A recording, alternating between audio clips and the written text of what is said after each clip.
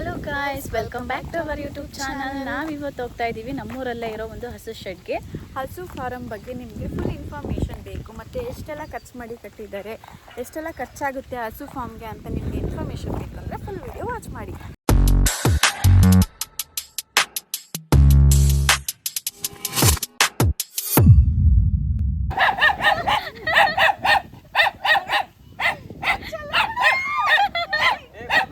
ನೋಡಿ, ಹಸುಗೆ ಸಪ್ಪೆ ಎಲ್ಲ ಹಾಕೊಂಡಿದ್ದಾರೆ.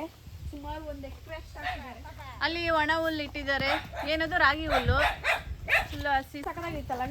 ನಮ್ಮೂರವರೇ ಗಿರೀಶ್ ಅಂತ ಹೇಳ್ಬಿಟ್ಟು 5-6 ಹಸುನ ಸಾಕಿದ್ದಾರೆ. ಅದರಲ್ಲಿ 2 ಕರು, ಇನ್ನು 4 ಹಸು, ದೊಡ್ಡ ಹಸು.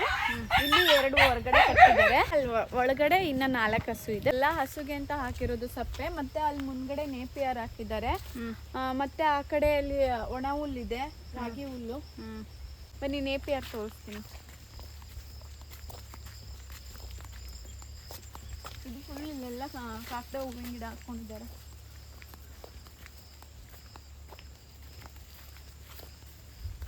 ಸುಮಾರು ಇದೊಂದು ಅರ್ಧ ಎಕರೆ ಇದು ಏನು ಸಪ್ಪೆ ಹಾಕೊಂಡಿದ್ದಾರೆ. ಇದೇ ನೋಡಿ ಗೈಸ್ ನೇಪಿಯರ್ ಅಂದರೆ. ಇದು ಒಂದು ಅರ್ಧ ಎಕರೆ ಹಾಕೊಂಡಿದ್ದಾರೆ ನೇಪಿಯರು ಹಸುಗಳಿಗೆ. ಹಸು ಇಲ್ಲೇ ಕಟ್ತಾರೆ, ನೇಪಿಯರ್ ಹಾಕ್ತಾರೆ. ಮತ್ತು ಇದೆಲ್ಲ ಫುಲ್ಲು ಡ್ರಿಪ್ ಲೈನ್ ಮಾಡ್ಕೊಂಡಿದ್ದಾರೆ, ನೀರು ಬಿಡೋಕ್ಕಾಗಲ್ಲ ಅಂತೇಳ್ಬಿಟ್ಟು ಎಲ್ಲನೂ ಫುಲ್ಲು ಡ್ರಿಪ್ ಲೈನೇ ಮಾಡ್ಕೊಂಡಿದ್ದಾರೆ. ಜಸ್ಟ್ ನೀರು ಆನ್ ಮಾಡಿದ್ರೆ ಸಾಕು, ನೀರು ಹೋಗುತ್ತೆ. ಇದಕ್ಕೂ ಏನಾದರೂ ಡಿಫ್ರೆನ್ಸ್ ಇದೆಯಾ? ನೇಪಿಯರ್ಗೂ ಮತ್ತು ಸಪ್ಪೆಗೂ, ಸಪ್ಪೆ ಅದೇ ಇಷ್ಟು ಶಾರ್ಟು, ನೇಪಿಯರು ಒಂಥರ ಇದು ಕಬ್ಬು ಬೆಳಿತೀವಲ್ಲ ಆ ಥರ ಸೇಮ್ ಅದೇ ಥರನೇ ಇದೆ. ಗೈಸ್, ಇದು ನಮ್ಮೂರಲ್ಲಿ ಹನುಮನಹಳ್ಳಿಲಿ ಈ ಥರ ಬಿಸ್ನೆಸ್ ಮಾಡ್ತಾ ಇರೋದು. ತುಂಬ ಖುಷಿ ಆಗುತ್ತೆ. ಮತ್ತು ಬಂಡವಾಳ ಹಾಕಿ ತಗೊಳ್ತಾ ಇದ್ದಾರೆ ದುಡ್ಡನ್ನ. ಚೆನ್ನಾಗಿ ನೆಮ್ಮದಿ ಜೀವನ ಇದು ಹೇಳ್ಬೇಕು ಅಂದರೆ. ಹಸುವಿಂದ ಹೇಳ್ಬೇಕು ಅಂದರೆ ಎಲ್ಲದರಿಂದನೂ ಲಾಭ ಇದೆ. ಹಸು ಸಗಣಿ ಇಟ್ಟರೆ ಅದೂ ಗೊಬ್ಬರ ಆಗುತ್ತಾ, ಅದೂ ಲಾಭನಾ. ಮತ್ತು ಗಂಜಲ ಇಡುತ್ತಲ್ಲ, ಅದೂ ಲಾಭನೇ. ಹೆಂಗೆ ಅಂತ ತೋರಿಸ್ತೀನಿ ಬನ್ನಿ. ನೋಡಿ, ಇದು ಹಸು ಗಂಜಲನ ಇಲ್ಲಿ ಸ್ಟೋರ್ ಮಾಡಿದ್ದಾರೆ ಆಯಿತಾ. ಇದನ್ನು ಅಡಿಕೆ ಗಿಡಕ್ಕೆ ಹಾಕ್ತಾರಂತೆ. ತುಂಬ ಚೆನ್ನಾಗಿ ಫಸಲು ಬರುತ್ತಂತೆ ಅಡಿಕೆ ಗಿಡಕ್ಕೆ. ಒಂದು ಲೋಡ್ ಹಸು ಗೊಬ್ಬರಕ್ಕೆ 7,000-8,000 ಸಾವಿರ ಕೊಟ್ಟು ತಗೊಳ್ತಾರೆ. ನೋಡಿ, ಎಲ್ಲ ಪ್ರಾಫಿಟ್ ಅಲ್ಲ ಇದರಲ್ಲಿ. ಯಾವುದು ವೇಸ್ಟ್ ಅಂತ ಇಲ್ಲ. ಇದೇ ಶೆಡ್ ಒಳಗೆ ಎಂಟ್ರಿ ಆಗೋಣ ಬನ್ನಿ. ಅಲ್ಲ ಲೈಟ್ ಇಲ್ವಾ?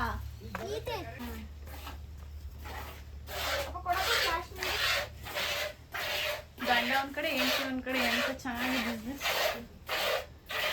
ನೋಡಿ ಗೈಸ್. ಇಲ್ಲೇ ಮಲ್ಕೋಬಹುದು. ಶೆಡ್ ಹಂಗೆ ರೆಡಿ ಮಾಡೋರೆ.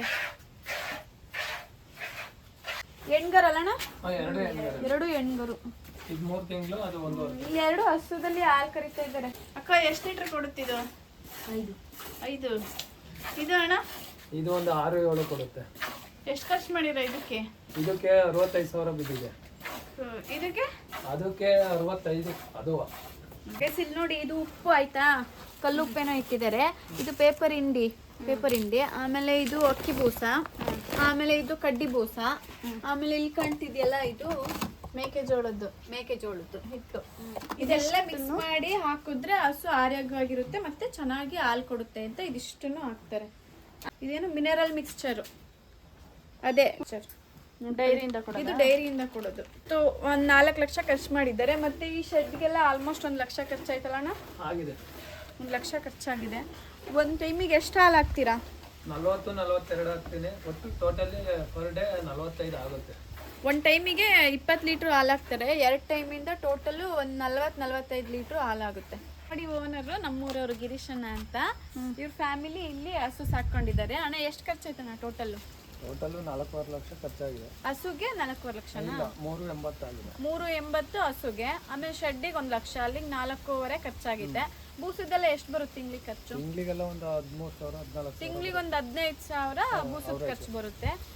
1 ಟೈಮಿಗೆ 20 ಲೀಟ್ರ್ ಹಾಲು ಹಾಕ್ತಾರೆ. 2 ಟೈಮಿಗೆ ಒಂದು 45 ಲೀಟ್ರ್ ಹಾಲು ಹಾಕ್ತಾರೆ ಅಲ್ಲಣ್ಣ? ಒಂದೊಂದು ಟೈಮ್ ಜಾಸ್ತಿ ಆಗುತ್ತೆ, ಒಂದೊಂದು ಟೈಮ್ 45 ಆಗುತ್ತೆ, 40 ಆಗುತ್ತೆ ಮಂತ್ಲಿ. ಈಗ 4 ತಿಂಗಳಿಂದ ಆಗ್ತಾ ಇರೋದು. ಲೀಟ್ರಿಗೆ ಎಷ್ಟು ರೂಪಾಯಿ ಕೊಡ್ತಾರೆ ಡೈರಿಯಿಂದ? 34.5 ಕೊಡ್ತಾರೆ. ಅನುದಾನ 5 ರೂಪಾಯಿ ಬರುತ್ತೆ. ಅಲ್ಲಿಗೆ 40 ರೂಪಾಯಿ. 50 ಪೈಸೆ ಕಡಿಮೆ 40 ರೂಪಾಯಿ ಬೀಳುತ್ತೆ. ಗೈಸ್, ನೀವೇ ಲೆಕ್ಕ ಹಾಕಿ. 1 ಲೀಟ್ರ್ ಹಾಲಿಗೆ 40 ರೂಪಾಯಿ ಕೊಡ್ತಾರೆ ಅಂದರೆ 34.5 ಏನೋ ಹಾಲಿಗೆ, ಮತ್ತೆ 5 ರೂಪಾಯಿ ಅನುದಾನ ಕೊಡ್ತಾರೆ. ಅಲ್ಲಿಗೆ 40 ರೂಪಾಯಿ ಆಗುತ್ತೆ. ಇವರು 1 ಟೈಮಿಗೆ 20 ಲೀಟ್ರ್ ಹಾಕ್ತಾರೆ. 2 ಟೈಮಿಂದ 45 ಲೀಟ್ರು. 1 ಲೀಟ್ರಿಗೆ 40 ರೂಪಾಯಿ ಅಂದರೆ 45 ಲೀಟ್ರಿಗೆ ಎಷ್ಟಾಗುತ್ತೆ ನೀವೇ ಲೆಕ್ಕ ಹಾಕಿ. ಒಂದು ಹಸಿಗೆ ತಿಂಗಳಿಗೆ ಅಂದ್ರೆ 15,000 ಬರುತ್ತೆ. ಒಂದು ಹಸಿ ಬಂದ್ಬಿಟ್ಟು ಡೈಲಿ 150 ರೂಪಾಯಿ ಖರ್ಚು ಬರುತ್ತೆ ಮಿನಿಮಮ್. ಒಂದ್ ದಿನಕ್ಕೆ ಮೇವಿನ ಬಿಟ್ಟು ನಾವು ಬೆಳ್ಕಂತೀವಲ್ಲ, ಹಾಗಾಗಿ ಈ ಬೂಸುದ್ದೆ 150 ರೂಪಾಯಿ ಖರ್ಚು ಬರುತ್ತೆ. 150, 160 ಈ ತರ ಹಸಿ ಮೇಲೆ ಡಿಪೆಂಡ್. ಅಂದ್ರೆ ಇವಾಗ ಕಷ್ಟಪಟ್ಟು ಹೋಗ್ತಾರಲ್ಲ ಕೆಲ್ಸಕ್ಕೆಲ್ಲ 200 ರೂಪಾಯಿ 300 ರೂಪಾಯಿ ಕೂಲಿ, ಅದು ಮಾಡೋದ್ ಬೆಸ್ಟ್. ಈ ತರ ಇದು ನಮ್ದು ಓನ್ ಆಗಿ ನಮ್ ಟೈಮಿಂಗ್ಸಿಗೆ ಕೆಲಸ ಮುಗಿಸ್ಕೊಂಡು ಆಮೇಲೆ ಪ್ರಾಫಿಟ್ ಏನು ಅಂದ್ರೆ ತೆಂಗಿನ ಗಿಡಕ್ಕೆಲ್ಲ ಗೊಬ್ಬರ ಸಿಗುತ್ತೆ, ಗಂಧ ಸಿಗುತ್ತೆ. ಆಮೇಲೆ ಸ್ಟಾರ್ಟಿಂಗ್ ಮಾಡಿದಾಗ ಯಾವುದೇ ಕಾರಣಕ್ಕೂ ಹಸುನಾಗೆ ಲಾಭ ನೋಡಕ್ ಆಗಲ್ಲ. ತುಂಬಾ ಎಕ್ಸ್ಪೀರಿಯನ್ಸ್ ಒಂದು ಎಕ್ಸ್ಪೀರಿಯನ್ಸ್ ಅಂದ್ರೆ ಮತ್ತೆ ಅದ್ರ ಲಾಭಾಂಶ ಅಂದ್ರೆ ಕರು ಹಾಕ್ಬೇಕು, ಹೆಣ್ಗರು. ಆಮೇಲೆ ಒಂದು ವರ್ಷದಲ್ಲಿ ಫಸ್ಟ್ ಸ್ಟಾರ್ಟಿಂಗು ಯಾವುದೇ ಆದಾಯ ನೋಡಕ್ಕಾಗಲ್ಲ, ಬಂಡವಾಳ ತಕ್ಕೊಬೇಕಲ್ಲ. ಆಮೇಲೆ ಸ್ವಂತ ಮೇವ್ ಬೆಳ್ಕೊಬೇಕು, ಸ್ವಂತ ಬೋರ್ ಇರ್ಬೇಕು, ಸ್ವಂತ ಮನೆಯವ್ರು ಮಾಡೋರು ಇರ್ಬೇಕು.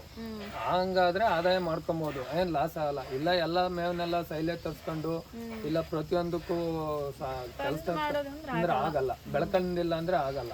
ಇದೆ ಕಷ್ಟನೂ ಇದೆ, ಸುಖನೂ ಇದೆ, ಮಾಡ್ಬೇಕು. ಸ್ಟಾರ್ಟಿಂಗ್ ಸ್ಟೇಜ್ ಅಲ್ಲಿ ನೋಡಕ್ಕಾಗಲ್ಲ ಲಾಭಾಂಶ. ಈಗ ನಾನು ಸ್ಟಾರ್ಟಿಂಗ್ ಮಾಡಿದೀನಿ, ಈ ವರ್ಷ 1.5 ವರ್ಷ ನಾನು ಏನು ನೋಡಕ್ಕಾಗಲ್ಲ. ನಾನು ಲಾಭ ತಕೊಂಡ್ರೆ ಸಾಕಾಗಿರುತ್ತೆ ಹಾಕಿರೋ ಬಂಡವಾಳ. ನೆಕ್ಸ್ಟ್ ಸೂಲಿಂದ ಬಂದ್ಬಿಟ್ಟು ನನಗೆ ಲಾಭ ಅನ್ಸುತ್ತೆ.